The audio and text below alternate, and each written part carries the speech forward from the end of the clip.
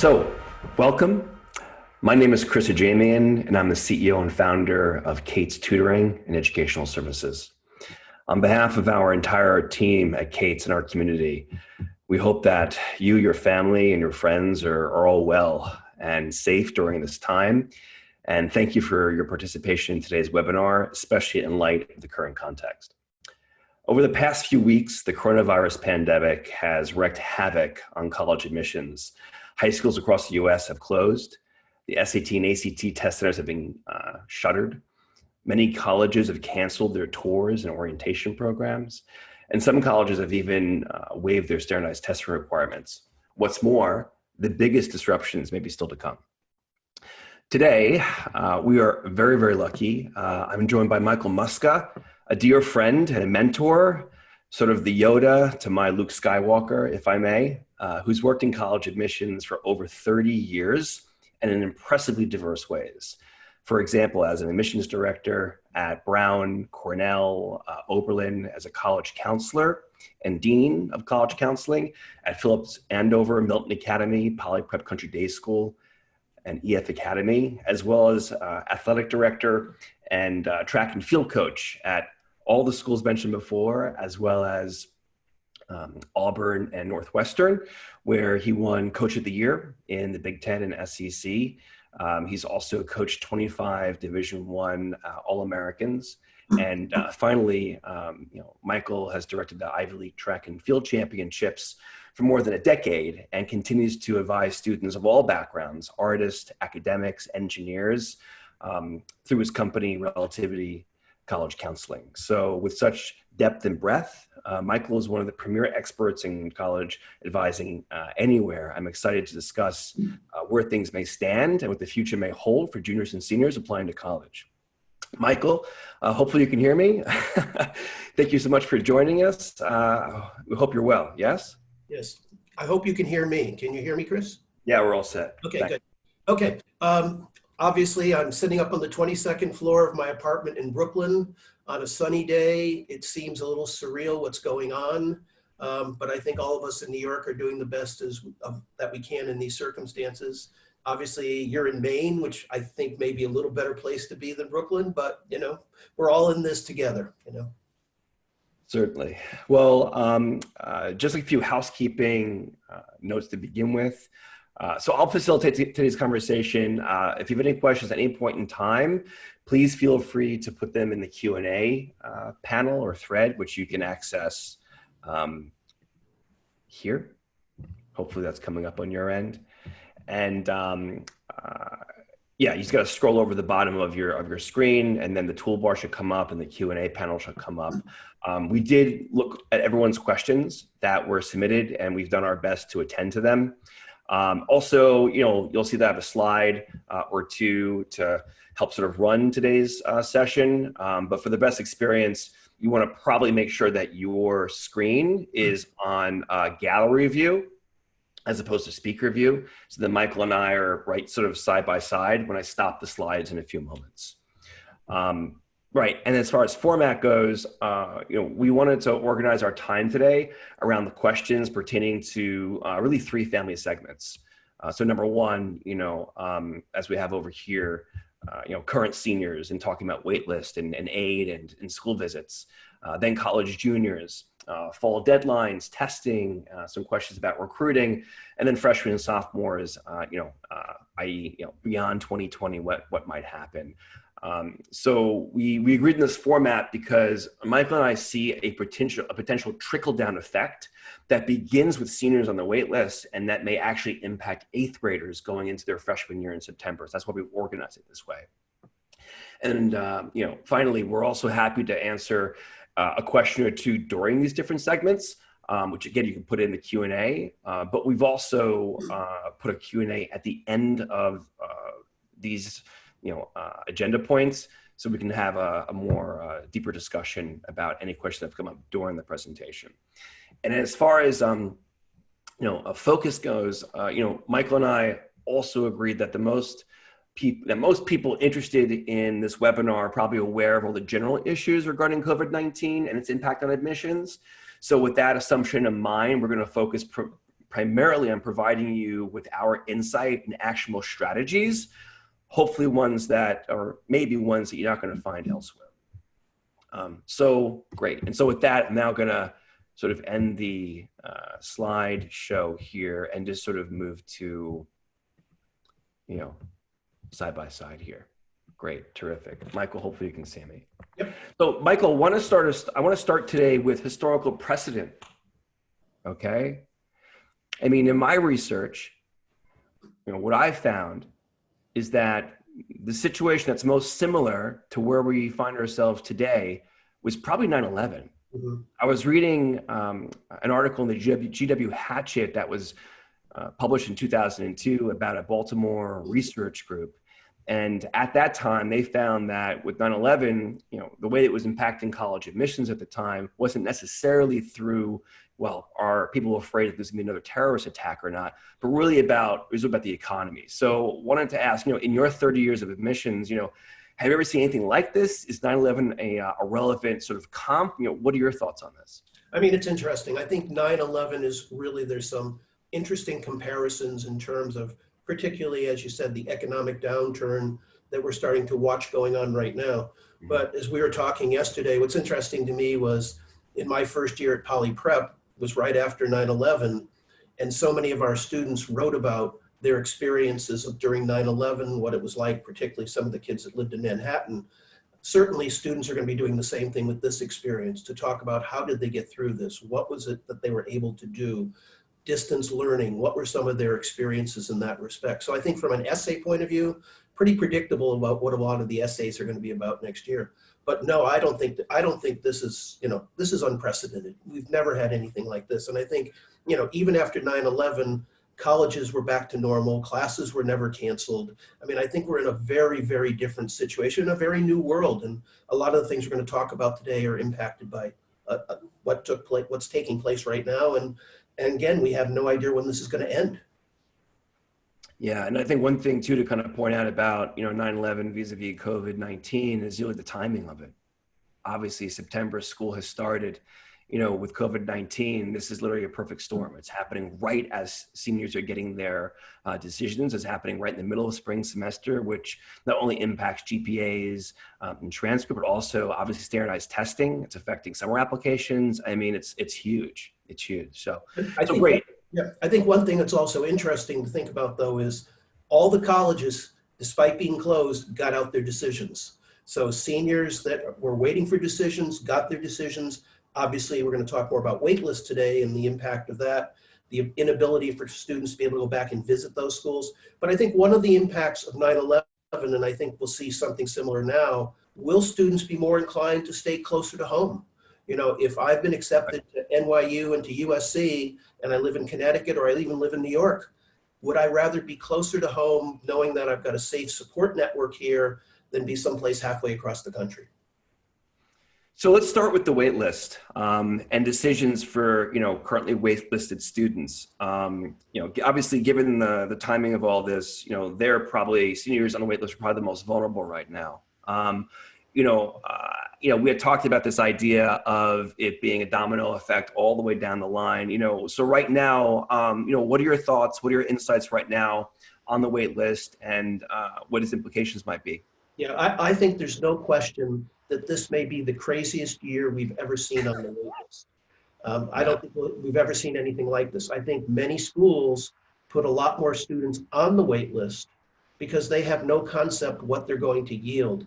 I think in particular, international students, universities that accepted international students, were these kids be able to get into the country?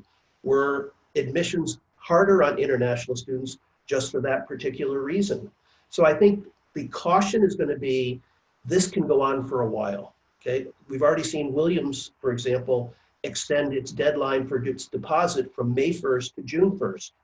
We haven't seen that yet with many of the other highly competitive schools, but I think all the highly competitive schools have been very clear in saying, if you have an unusual circumstance and May 1st is a problem for you, let us know and we will work with you. So it's an indirect way of saying what Williams is saying outright, but I think we're going to see a lot of schools making waitlist decisions much later in the process, which means this could roll well into July and perhaps even August.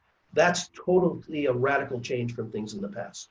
But it's interesting because, every year there's always a couple of students who we're working with who maybe got waitlisted at Harvard. And, Harvard has that sort of that offer, that option where they'll call up waitlisted students and offer them a position, not in, this coming class, but the following year's class. But those calls come in like May or late July. I mean, so you're saying that those types of decisions may be coming in as late as August. Absolutely. I mean, I think, you used the expression before, domino effect. I mean, the reality of the wait list is if someone at the top of the food chain goes to their wait list, that impacts the group of schools below them, pulling them away. For example, when I was at Brown, if we went to our wait list, we would be taking kids perhaps from Wesleyan or Vassar or Oberlin.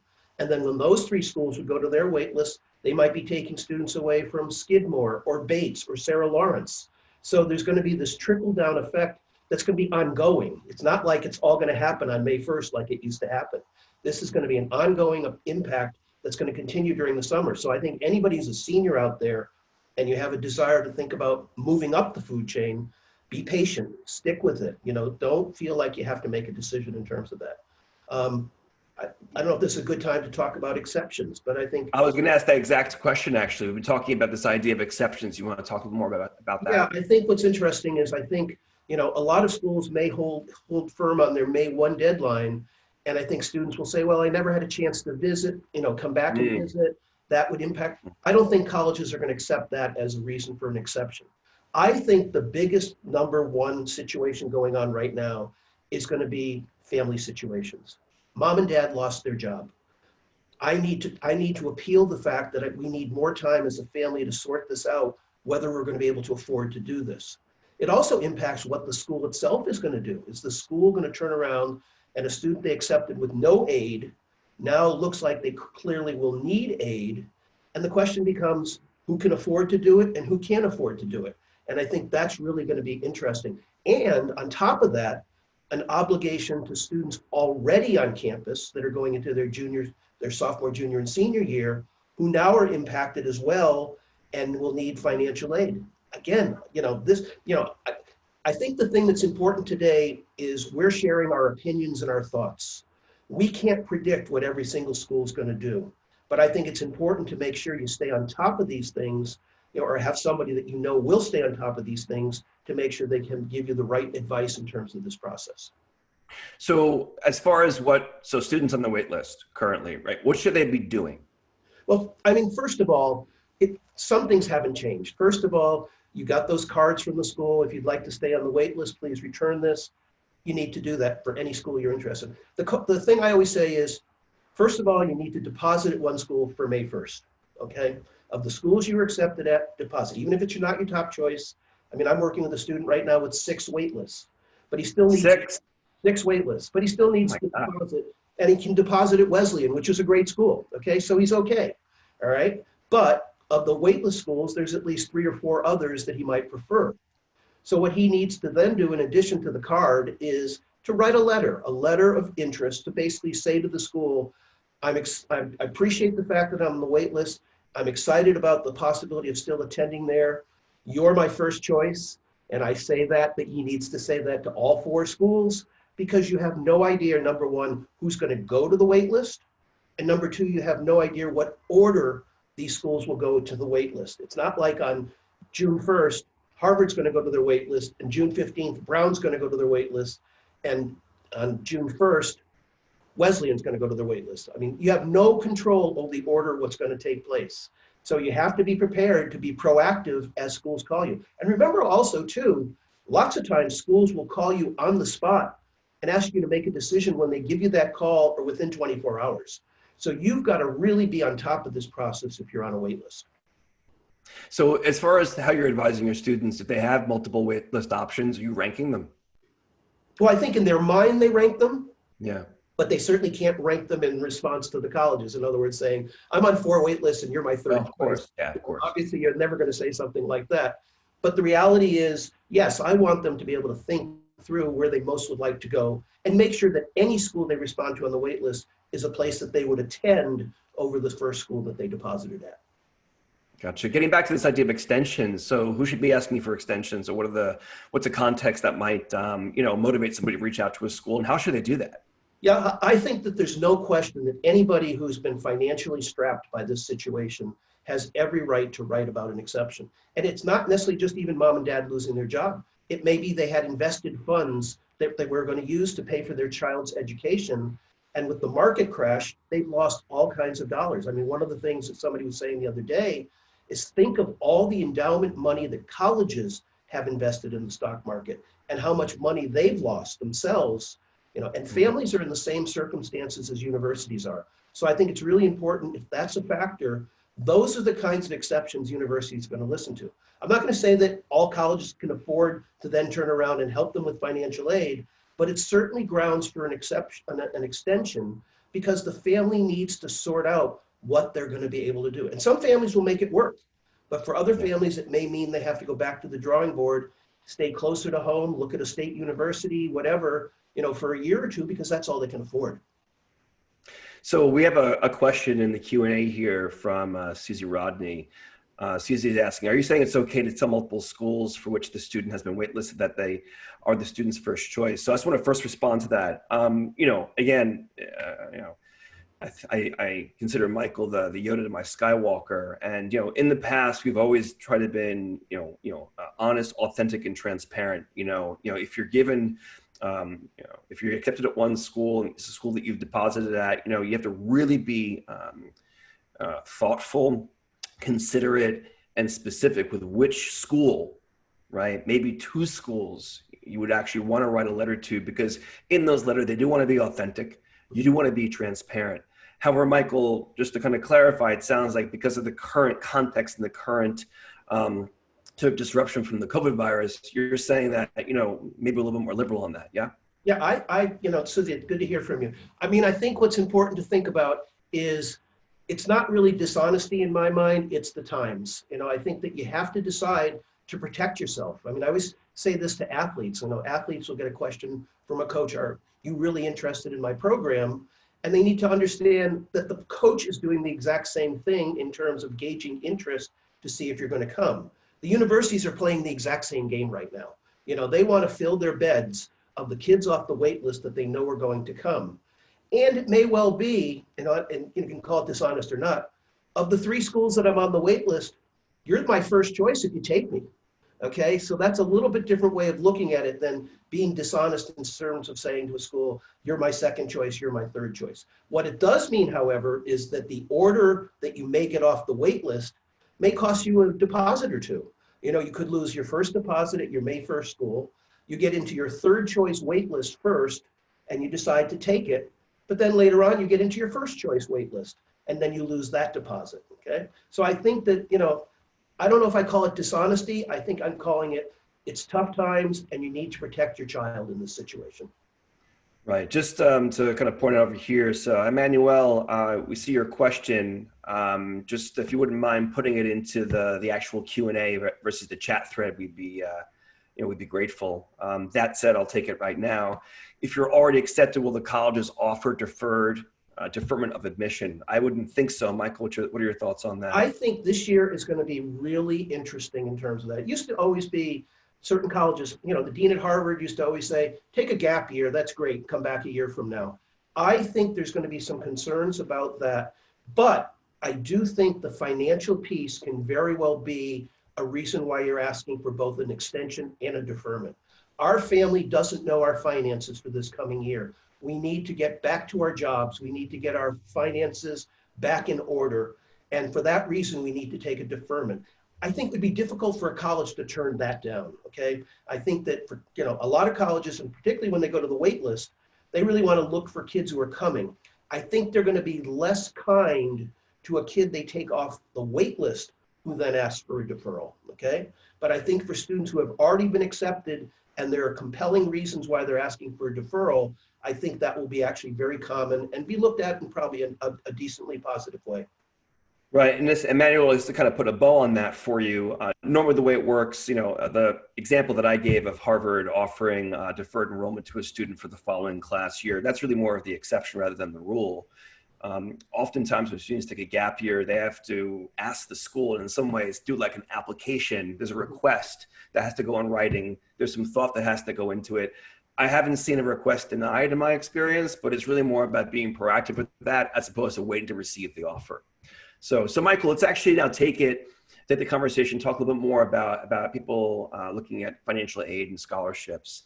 So do you think that schools, we got this question before the session started, do you think that schools are going to revisit aid packages? Are they going to rescind aid? What are your thoughts on that? Okay, first of all, any package that's been offered is not going to be rescinded unless the college receives additional information that actually shows your income has increased. Okay, so say for example, they made a financial award, but they didn't yet have the FAFSA or they didn't yet have the profile when they made that award. Then after reviewing it, they see there's new information. Sure, then aid could be rescinded or reduced.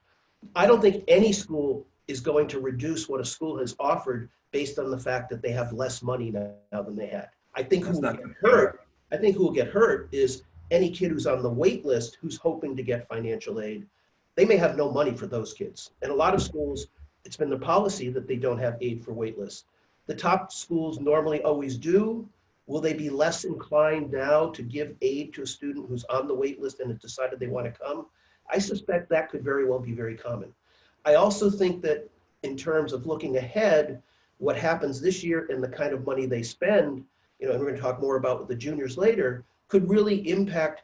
Some schools may just not have the money, not just because of what they're giving out in aid, but because of what they've lost in endowment, what they're losing in revenue. I mean, there's a lot of things that we just don't have control over, and we don't really know yet in terms of what's going to happen. I mean, Harvard always likes to say they're well funded, they have all this, but they're very stingy of how much money they take out of their endowment. So even a place like Harvard may decide, all right, we need to be a little bit more careful how we spend our money next year.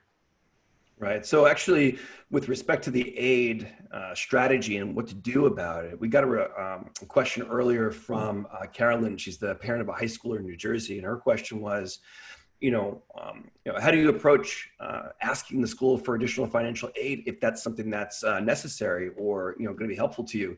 Do you go to college rep first and then speak to the financial aid office, or you go straight to the financial aid office? What are your thoughts on that? You go directly to the financial aid office. All right, the admissions office has already taken you. Okay, and I think just as we're talking about grounds for extension, there is clearly grounds for appeal right now on financial aid for a family that was accepted. Mom or dad have lost their job.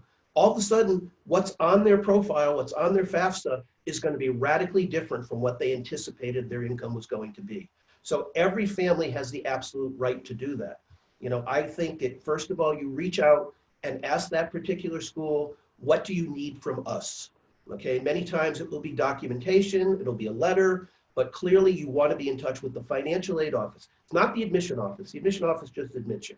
Financial aid office, and I've always said this to families, develop a relationship with someone in the financial aid office who can become your contact person, because this isn't going to be a one-letter situation. This could be a back and forth discussion that's going to be ongoing. Right. So let's sort of transition now to school visits, which have implications for seniors now as well as juniors, right? This is sort of like the bridge topic. So this major issue, what insights do you have on it? What's going to happen with school visits, as well as the virtual tours? Do you buy that? What are you hearing? What are the insights? Obviously, I was on a website this morning, and they were talking about they're just not sure if they'll even be ready to have visits in September. And so seriously. So I think a lot of schools right now, some are anticipating the worst and some are being incredibly optimistic in terms of when they may be back in business. But on the Yale website yesterday, they were very clear about how they've developed 5 different virtual tours, and students are welcome to do any one of the 5 or all 5 of them. They've also developed a person in the office who's available for conversations.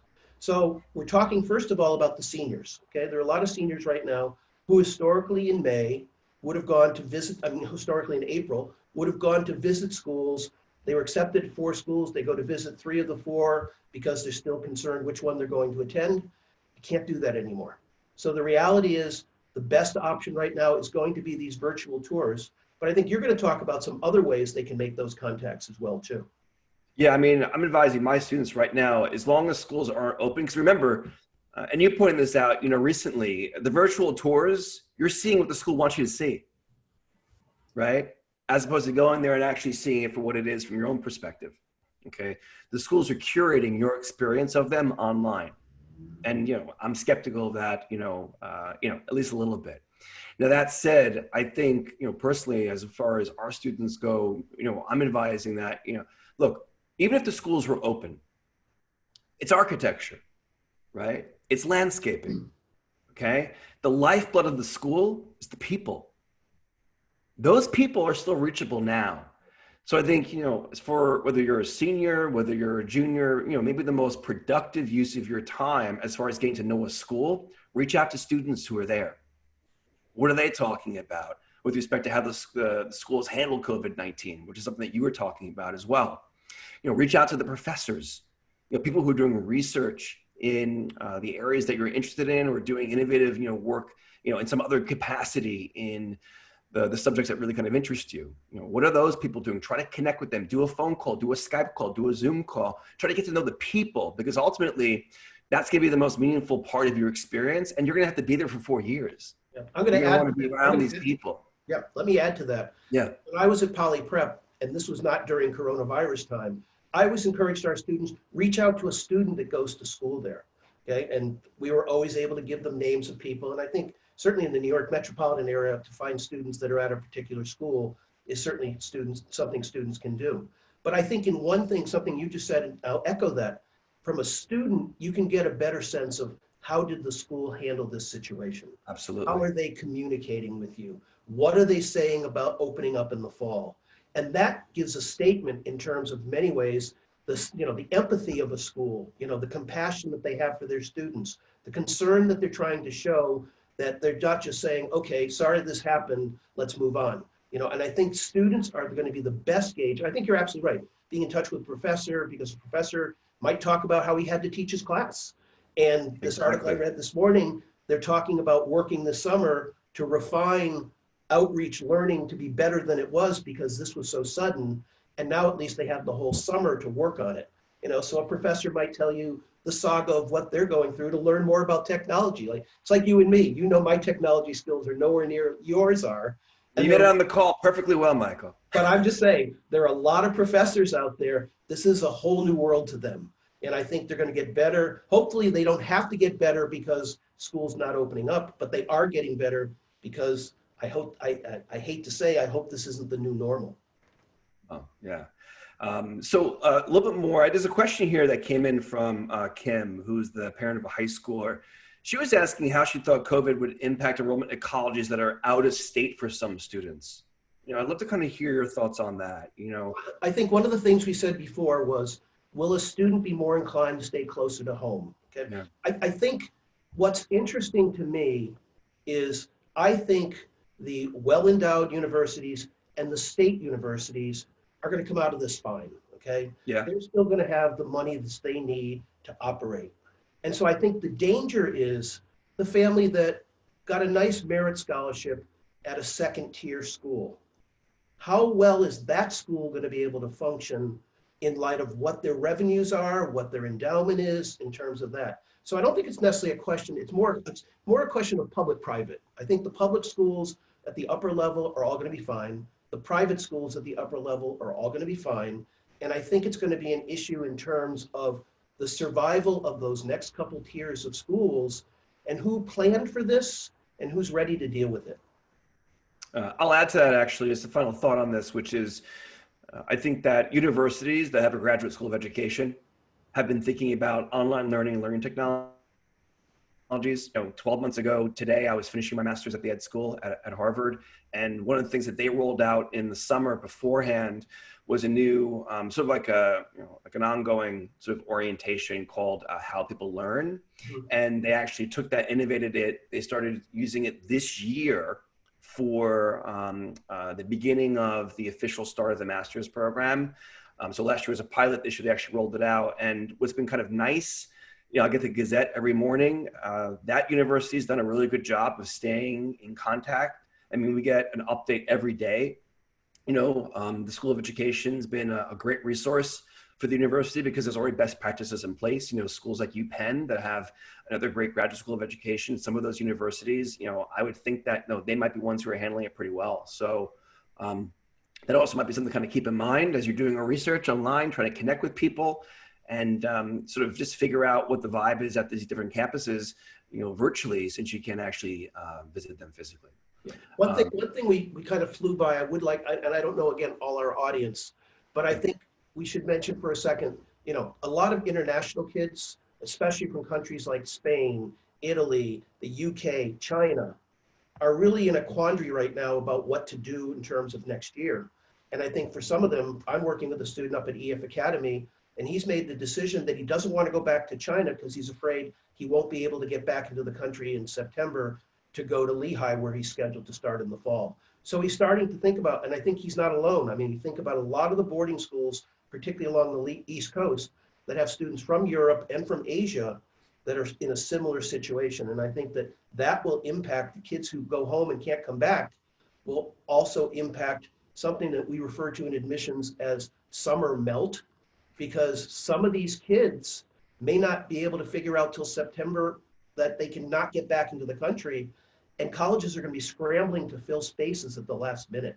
So I think as we get a sense from the US government that may say, sorry, we're not going to let students from these countries come in, certain schools may be taking kids off their wait list in August. Even later. For the fact that these international kids can't come. So, summer melt's a term that we use in the academic tutoring world, and also in the formal education world about, students when they finish up the school year, kind of forgetting everything over the summer. It's interesting to kind of hear a second definition of that from an admissions context. Yeah, from enrollment management points of view of universities, summer melt is a big conversation. That's fascinating. Yes. So let's talk now about the fall 2020 application cycle for juniors. There's been a lot of questions that have come in the Q&A as well as on the registration page. And, summer programs are being canceled. Schools are limiting grades, implementing pass-fail for the semester. You mentioned yesterday that there's some people who are asking if ED is going to happen. What are your insights on those topics, on the admission cycle for the fall? Will schools consider spring grades? Will there be ED next year? What should juniors be doing now? And should they maybe even consider a gap year? Yeah, it's interesting. I know there's a couple of my parents that are on this group today, and we've had these same conversations, and I think that what's interesting to me is certain schools are doing a really good job in terms of outside learning and may very well be able to establish grades for kids for the second semester.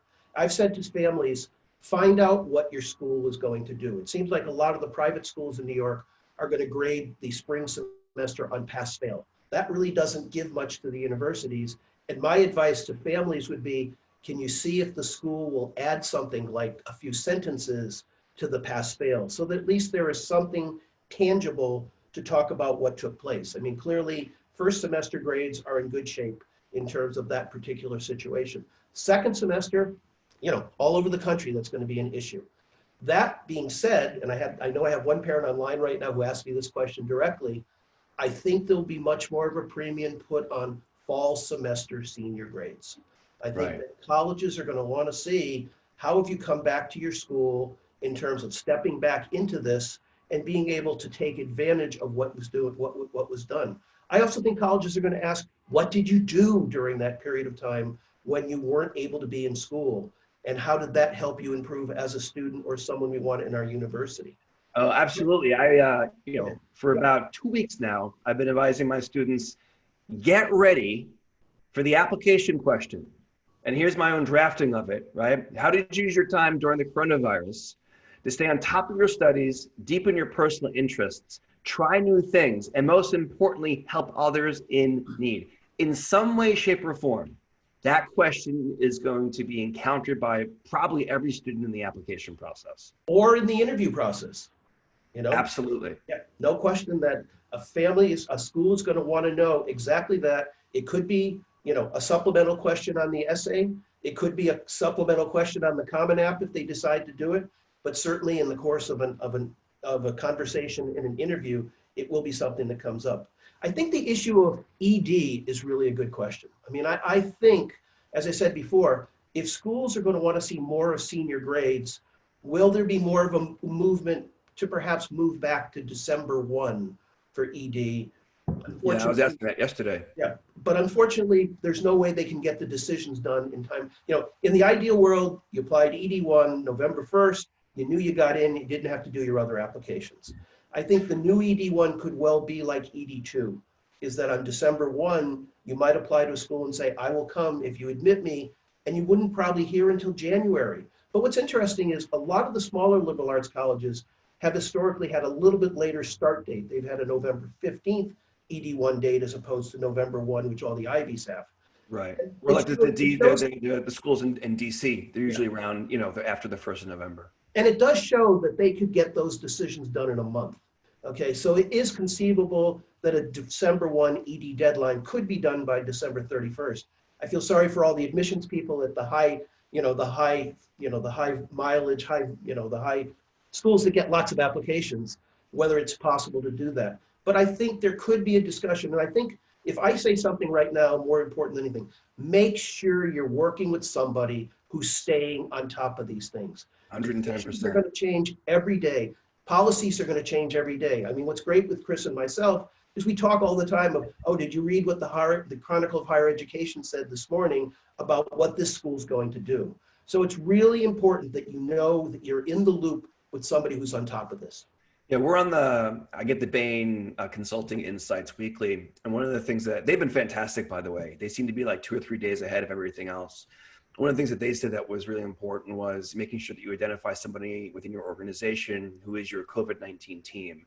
You know, and for us, you know, we have Michelle Klatch is, you know, sort of tracking what it means for academics and admissions and just like the actual programs that our students are in. And then Jason Smith is kind of helping us, you know, on the business end. But I honestly think that you have to define that person within your family. Right. And if there's no one in your family who's able to sort of be that resource, you know, there's probably some people out there that you can, you know, sort of bring in or ask for that kind of help. But speaking of that, there was a question that came in from a parent named Patricia in New York. I thought it was really interesting, and we sort of touched upon it before when I introduced the segment, which is, are there any benefits to taking a year off before you go to college, given the uncertainty of COVID-19? We talked about this yesterday. You want to go into that? Yeah, I think what's interesting is the student who's currently a junior, who will be able to go through hopefully a normal senior year next year, Hopefully. and decides to take a year off at that point, I think they'll be well served, because I think a year later, things will be back to normal, okay? The downside of that is it may be that if a lot of people decide to do it, it might be easier to get into a better school next year than it would be the following year, okay? Because I think a lot of schools are going to be looking for students to make up for some of the losses they're going to suffer this coming year. You know, so I think that there's benefits and then there's minuses. But I think in a lot of ways, you know, I see no harm in a student who feels that that's the best thing for them to do. So I would encourage it if I was working with a student, yeah. I want to touch upon something that Simona Sharif asked in the chat thread here, which is, again, this is, you know, apropos for juniors. And I know there's a couple of juniors who are on this call who currently have plans for summer programs. You know, she's asking, will most of them be canceled? Mm-hmm. So I know in my experience right now, one of the students that we have who's currently scheduled to go to the Leadership in the Business World program at University of Pennsylvania this summer, which is, I mean, in some ways, the program to end all programs for summer. It's a fantastic program. Yeah. They received a message a few weeks back saying that the program was still scheduled to go on. Now, obviously, it may have changed. And I'm finding, Simona, that more and more schools are actually canceling their programs. So, for example, Georgetown, a student of mine overseas who's doing the Georgetown program this summer, which was a 3-week residential program on campus. That program is now moving online. Mm-hmm. So we're talking with him about whether or not he should continue with that. Mm-hmm. We have another student who was accepted to both the Columbia University summer program as well as the Yale Young Global Scholars program in New Haven. She actually was not able to do both programs, but now she and I are talking about maybe she actually can do both programs if they're virtual and online, which is kind of interesting. Yeah. And then finally, we heard from one of our students who was accepted to the Duke University summer program, that's unfortunately been canceled. Yeah. So Michael, anything to kind of add to that, summer programs, what you're hearing? You're saying exactly what I've been saying to families, is that I think if you can do a program online, I think that's what's going to happen out there. That's going to be the new norm for at least this summer. I don't think there's any school, and particularly you mentioned an international kid. That international kid wouldn't even be allowed into the United States, so that's a no-brainer in terms of that situation. But I think that there'll be a lot more programs, if they want to continue, that will go online. But I also think this is an opportunity to think in the grander picture of what else a kid can be doing this summer. Absolutely. That makes them stand out. And I've never been a big fan of summer academic programs. I've always been much more of a fan of doing something that shows compassion, that shows passion, that shows concern for others. And my God, if there isn't a better time to do that than now, I don't know when there would be. Right. Well, you and I have talked about this over the last couple of years. A summer academic program, it's probably, apropos for a student between their sophomore and junior year of high school. Ideally, you will want to have done that during that time between junior and senior year. Is really about professional work experience, deepening your interests, deepening your passions, and really getting yourself involved and situated with the problems, the people, and the different professional contexts that you want to be in eventually. So, for now, sorry, go ahead. One of the few exceptions I've always said between junior and senior year is, for example, a kid who wants to go into architecture, and they go to a summer program in architecture at Cornell, which has a phenomenal architecture. That's a great program. And then they can turn around, and when they apply to Cornell and Syracuse and Lehigh, who all have good, college level architecture programs, that I now understand what it's all about. I've had a hands-on experience, similar to the internship that you were just talking about. But I think there are exceptions. The kid who goes to take a history and English course during the summer at a university, pardon my frankness, I think that's a waste of time. But they're doing that in the regular academic program at school. Right. So architecture may not be given at their school. Yeah. So I'm not, but I think if there's an academic future career relevance, then I'm okay with that. That makes more sense to me. Yeah. Right. So, and in our, as I was about to start to say a few moments ago, for us, the way that we're, advising students, we're taking everything through a career design lens. 15 years from now, who do you want to be? What's your impact on the community and why? Yep. And that's always explored through the context of a passion project. So, or some adventure. Don't become too UK-ish that way. Okay. Right. Don't become too much like the UK that way. Because remember, in the UK, kids are starting at an earlier age to funnel into what they're going to do, as opposed to more of the liberal arts philosophy of the United States. Okay. Right. Well, the way that we use it, it's a real vehicle to explore what those passions are, and to put them in, so it takes it from idea to actual lived experience, so they can actually see, what is it about this because that I actually do like? How does that inform my next step, But just to wrap that up, this is a fantastic time for our students to be taking whatever their passion projects are and moving them to an online context. Yes. I have a student right now who's a freshman at Harvard, and she had a really successful nonprofit project that she started, and she's now using the time because Harvard's going to pass-fail, and she doesn't have to study as much. Take that and move it to an online LMS, learning management system delivery, as she prepares for, frankly, business school in a couple of years. So what's interesting, so many cities right now are looking for volunteers to deliver food to the sheltered. There's things that students can do that can show that they're taking an initiative during this time process, because a lot of kids are not going to be as advanced as the student you're describing right there. But what are some of the things they can do right now to show that they care about others and they're trying to make a difference?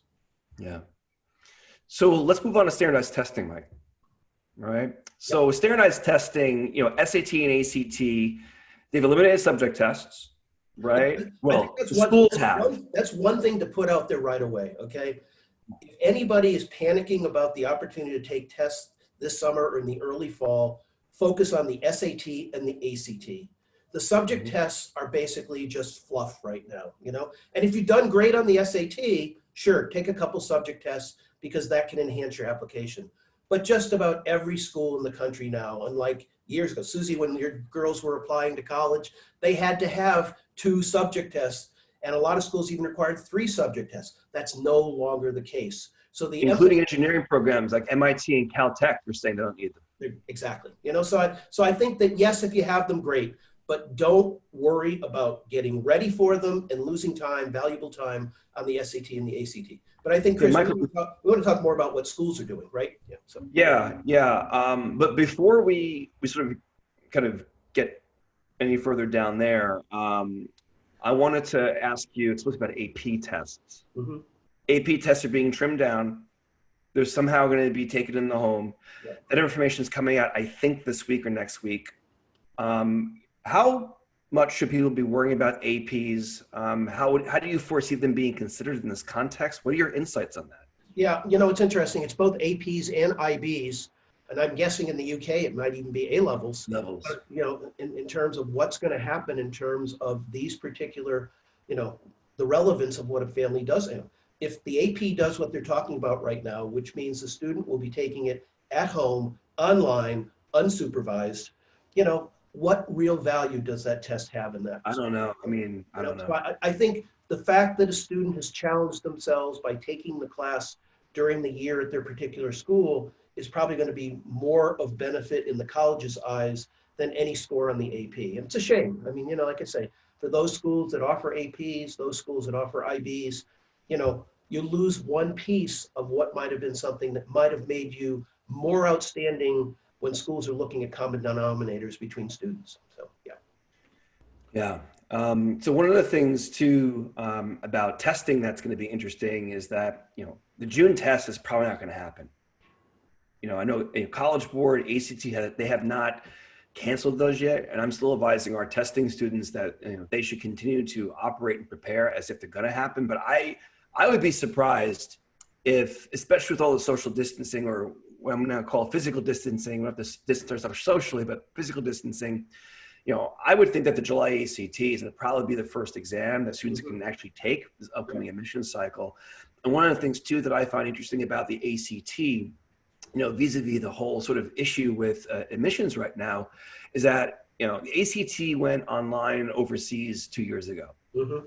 And so for our London office, we've been working with students on that, for a while now. And there are pros and cons to it, but one of the best advantages of it is that you get your scores in 2 days. Yep. And I'm wondering if we're going to see, more of a shift towards the ACT, even for people who are traditionally SAT test takers, because they'll be able to get their tests results back and then make decisions for ED, especially as we're in this, kind of compressed admission cycle. Michael, thoughts on that?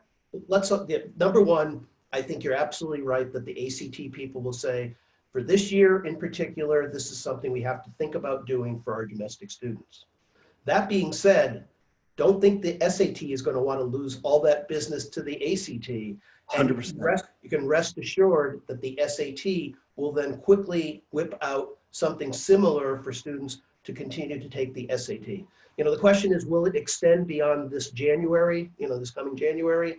And it might be something they only use this summer and this fall, possibly. But if it works well, it could be something that they continue with. You never know. Yeah, we have a Q&A from an anonymous attendee who's asking about whether the SAT will move forward and how they're going to sort of deal with social distancing. And this is actually a way of doing it. When students go in and take a computer-based test, they're in separate cubes, like if you've taken the GRE before.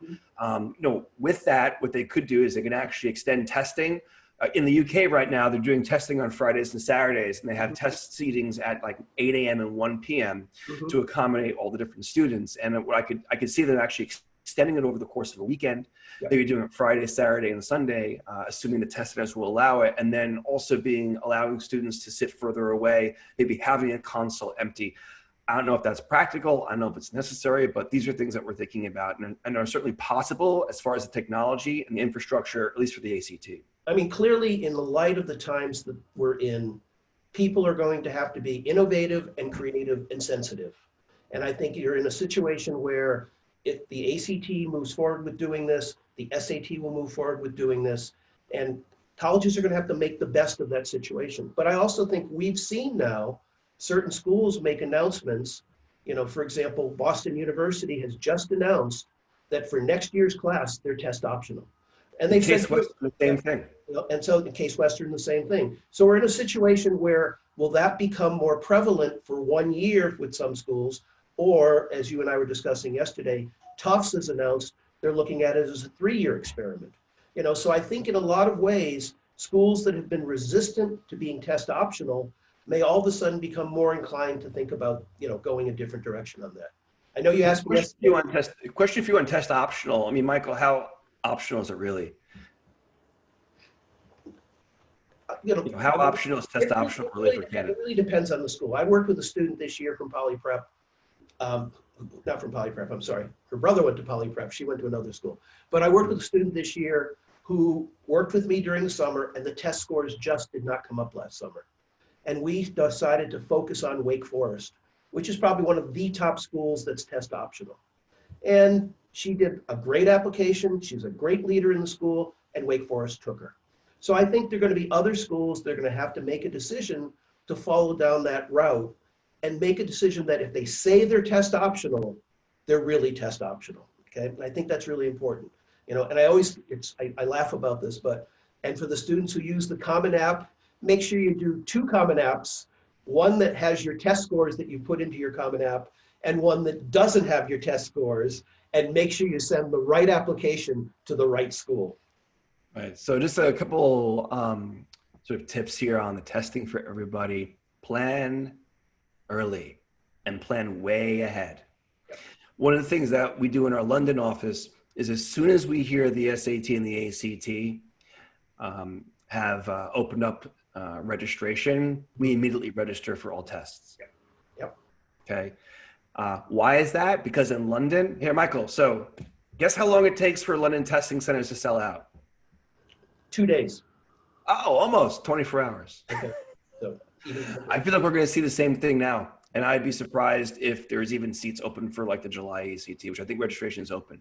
I'm really worried. Let's think about this also is if we keep traditional SATs and traditional ACTs in some ways, are schools going to have the faculty and the staff to proctor these tests? And if as a result they have fewer seats, that will become another issue in terms of that. And we were sharing the story last year out in the Hamptons that there were families taking the ferry across from the Hamptons over to New London, Connecticut, because there was no test sites they could find in Long Island, but they could find a test site over in Connecticut. But your advice, I would say right now, get online as soon as these things open up, get a seat somewhere. And even if you decide not to take the test, at least you have that seat, okay? And I think that's really critical advice. I think great advice, Chris. So just quickly on athletes who are looking to be recruited, how is the COVID-19 virus going to potentially impact them both this year as well as in the future? Well, first of all, think about it this way. Just like summer courses aren't going to take place this summer, for juniors going to senior years, historically, if they were a baseball player or a lacrosse player or a football player, they would be going to a showcase. They would be going to a camp this summer. They would have the opportunity to show their skills to a college coach. That's just not going to happen, or if it does happen, it's probably not going to happen until late August. I was reaching out about a lacrosse kid the other day, and 3 of the showcases that have historically been taken place are not taking place. So I think we have to kind of see what's going to, so that's the first strike against these kids. The second strike against some of the juniors right now to keep in mind, especially kids looking for athletic scholarships, is, as you may have heard, any student who was in the spring sports like lacrosse and baseball, track and field, golf, tennis, who was university level, college level, right? College level, who was a senior and lost their season, is going to be allowed to return next year with their eligibility and with their scholarship. It's like a red shirt, like an eligibility hardship red shirt. It's like a red shirt. These seniors all got a red shirt year during their junior year. So the reality of that, though, is to pay for those scholarships and also pay for the scholarships they've already committed to some of their freshmen, they're going to be a situation where they're spending a lot of money this year, which they hadn't planned on spending. It also has the effect that the following year, when those seniors that you had, some universities may redshirt the current freshmen they brought in so that they have them for the following year. And again, there may be less scholarship money to go around for that reason. So I think what's going to end, back to even like the Ivy Leagues that don't have scholarships, it determines how many spaces do they have on their teams that they would use for recruited athletes for the coming year. So I think we're going to see a lot of different kind of impacts on current juniors. And I know, Chris, you and I have talked about we might want to do another session at some point later on just to focus on athletics and athletic. Yeah, it's funny. As you and I started the conversation about athletics a few days ago, it was incredible just like how complex and how much is actually at stake. Mm-hmm. And especially when it seems like schools might be spending as much as 120% of what they normally do on Yep. scholarships. Yep. You I know, mean, for what's five sad years for of me, athletes. what's sad for me is right now we should be in March Madness. You're a Everybody, huge basketball fan. I mean, you know what a basketball fan I am. My partner Yeah. went to UVA last year, was the greatest year in his life. But I think the reality is, think about what we're all losing. Think about all the bettors and what they're losing in terms of revenue as well too. But also the fact that it was such a shock. The kids that went to the NCAA in track and field couldn't get to compete. In swimming, couldn't get to compete. In basketball, in hockey. Look at Dayton. Look at Dayton. They're number 3 in the country. Cinderella story for this year, and they can't actually go to the Greatest tournament. season they've ever had. A Literally. player that could well have been the best player in the country. Yeah, I mean those. But what happens is now we have the domino effect. The winter sports kids don't get their eligibility back, but the spring sports kids do, and that's going to have this huge impact that we're talking about right now, which may mean that coaches might do a little less recruiting and bring in a few less students than they used to in the past. So speaking of the domino effect, we've now come to the other end of the spectrum. Freshmen, sophomores, what should they be thinking, Michael? What are your insights? I hope in an ideal world, things will be back to normal when they're into the college process a year from now. I think they need to learn from this experience, watch what's going on, think ahead in terms of what are the things that they can develop that they're passionate about. Kids that take up things right now because of the coronavirus and then build on that in the next couple of years to show this passion, to show this concern for others can be a perfect opportunity to get started in terms of that situation. They're going to lose the summer opportunity perhaps in terms of doing an academic program we talked about, but think about what else you can do this summer to create that profile that will make you look more appealing when you do apply to college in another year or two. There are a lot of lessons to be learned by watching what's going on right now to be prepared that if we get another outbreak, heaven forbid we get another Absolutely. virus, there's no telling. And I think a lot of universities right now are learning how they will do admissions if something happens again, how they will do outside learning and teaching if they have to do that. We need to learn from this as well. Yeah, so pay attention, freshmen and sophomores. Yep. The college, admission practices may change. And again, this could be a harbinger for things to come if something like this does happen again, and it could in the fall, right? So Michael, we're sort of at the end of our sort of agenda here. There's a few questions that have come in the QA that I want to attend to. So Dan is asking, he says, I was admitted to a school with a summer start. I would rather start in the fall, okay? Yep. Given the uncertainty, is it worth approaching them about asking for a fall start instead? Thoughts, Michael Muska? Yeah, I think that in light of where schools may be, and again, it depends on who the school is. If it's a high competitive school where the kids are going to all show up, then it's probably less likely they would give you that. I see no harm in asking, okay? The worst they can say is no, so there's no reason not to at least ask to see if that's going to happen.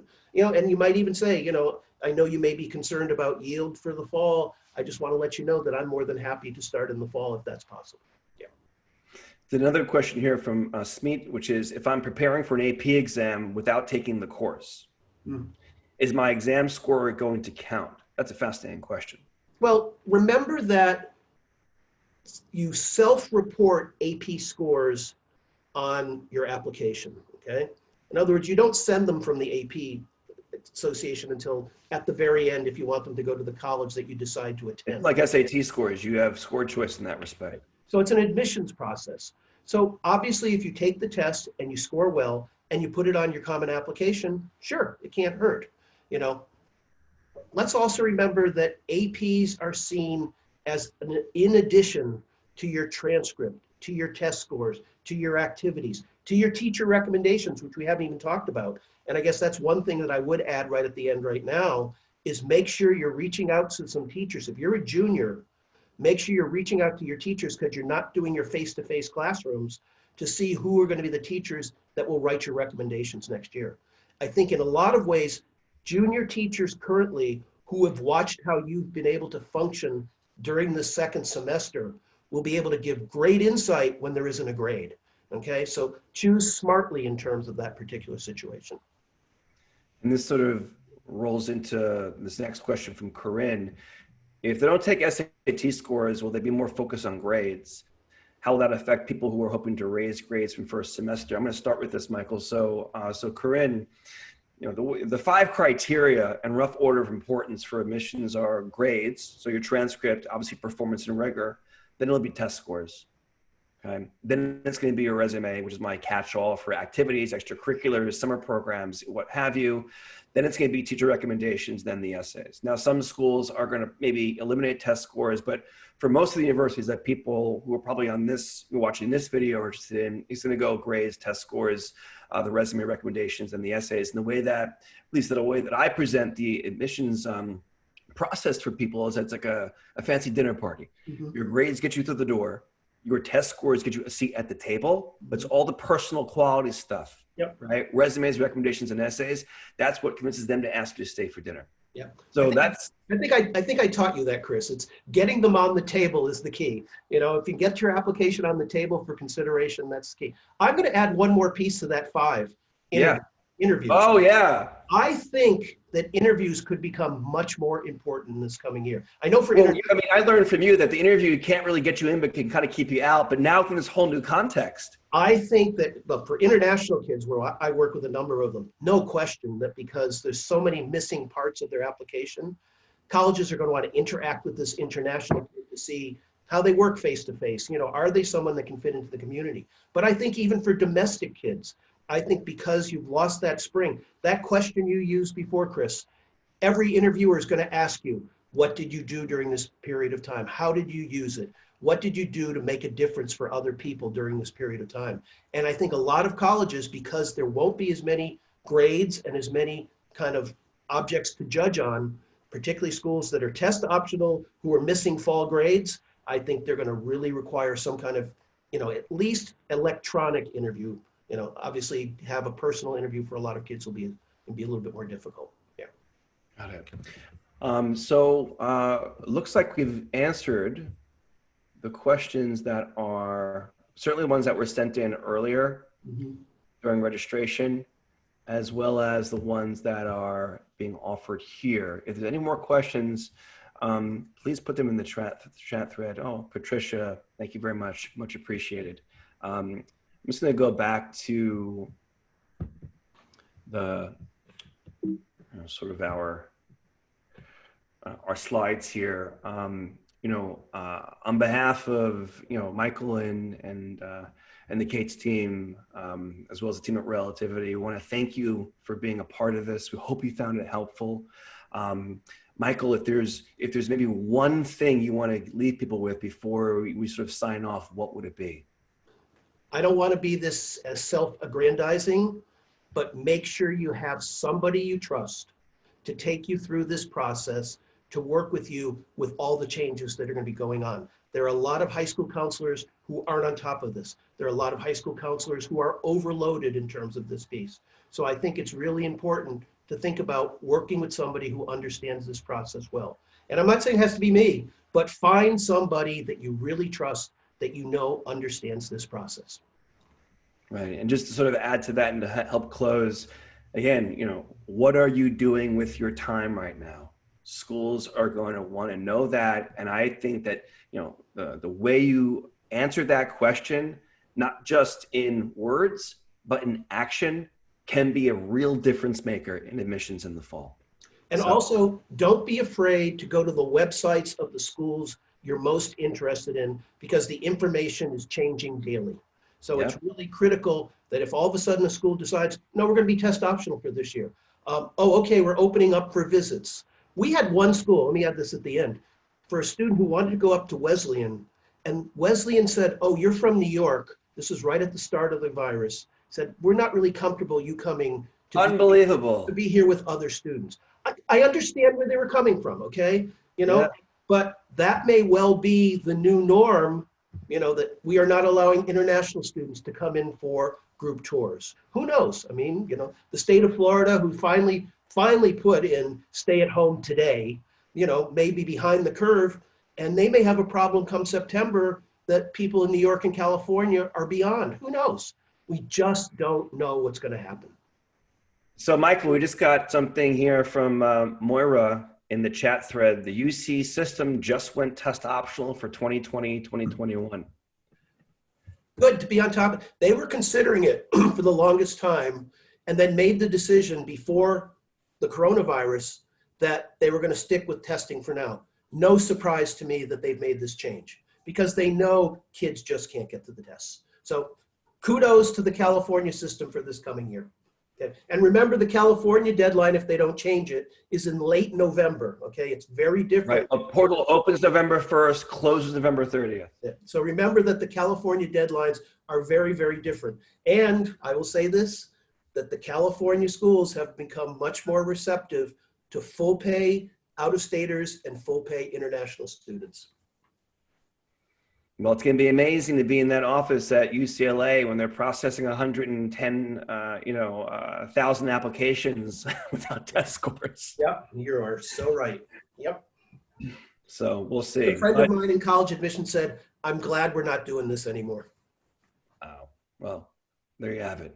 Well, thank you again, everyone, for your participation. Michael, thank you again for your time, and we will send around the video of this. And we really appreciate your attendance, your questions, and just keep going, stay informed, join colleges, e-blast lists, newsletter lists, and just do whatever you can to pay attention, stay informed.